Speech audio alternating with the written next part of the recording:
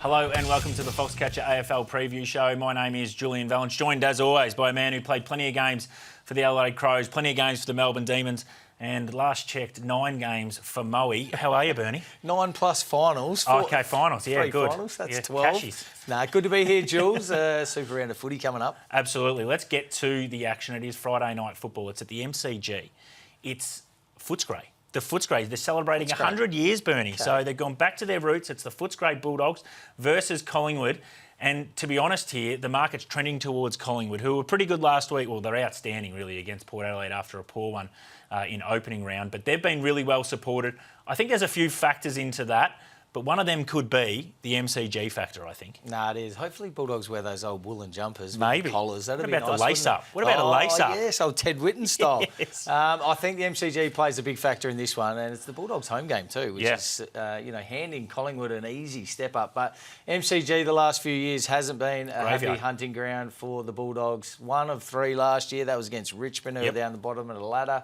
The year before that, just 1 win as well against Richmond again. The year before that, no wins. I know they don't play there a lot, but that's 2 wins at the MCG in the last 3 years, which is, I think, why the punters have got this one pretty right. Market set there, as we can see. So I'm big time on the Pies for this one. Yeah, and it's an interesting one as well. Their 2 losses at the MCG last year are average around 41 points. So they're not even in the game there, do you know what I mean? So obviously they beat the Tigers, who were struggling and might have been in the wrong comp at the time. Let's get to another reason why I think the market's trending towards the Pies, and that's De Goey comes back in, so they're just about at full health, the Pies. And we speak about this a lot, that if you've got a really healthy team, it's going to be a big success to getting close to playing finals, top 4, and then obviously playing off for a premiership. Conversely, the Dogs, they are ravaged with injury so early in the season. They missed Bontempelli, Liam Jones, Treloar, Waitman, Johannesson, Ugle-Hagan not available.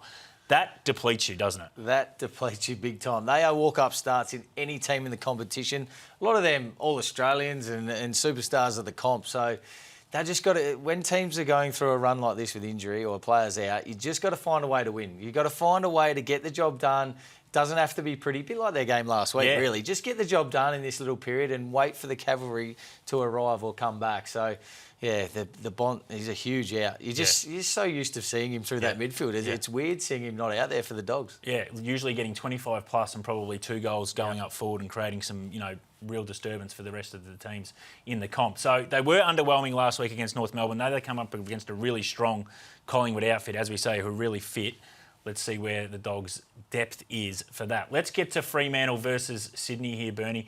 This game obviously over in Perth. And the price is interesting here for me because Fremantle's going to start favourite.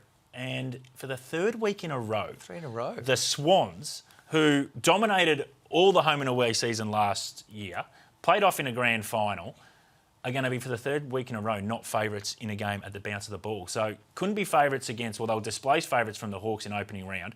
In round 1 last week, obviously, the Lions ended up favourite at the SCG as well. And here, at Optus Stadium, they're not going to be favourites. So it's interesting how the market's sort of right off them at the moment. They're saying, no, we don't want to be with you anymore. Yeah, well, one of our pre-season predictions was, is it the Lions? Is it the Swans that are going to drop off? In the past, we've seen grand finalists drop right out, even out of the finals. Yeah. To go zipping 3, if they were to lose against Fremantle, which I think they might, I'm on Fremantle for this one. It's so hard to come back. You can't go zipping 3. I know the Hawks did it last year, but everything went right. They were a very healthy list and everything fell into place. Can't be coming back from zipping 3, can you? This is a must-win for Sydney. This is sort of, I know it's very early in the season, but this is sort of season on the line stuff. Yeah, there you go. So, Bernie, for Freo to win, what do they have to do? Because I think they have to score. And we haven't seen them last year. They weren't a high-scoring team. Look, they went down to Geelong and a lot of teams get absolutely torched there. They scored 69, but they were 22 at half-time. They've got to kick some goals. They do. Like Murphy Reid hitting the scoreboard, Josh Tracy's got to score, but their midfielders have got to score too. 22 at half-time isn't going to win you too many games. OK, so Bernie's with Freo, but they're going to have to kick some goals.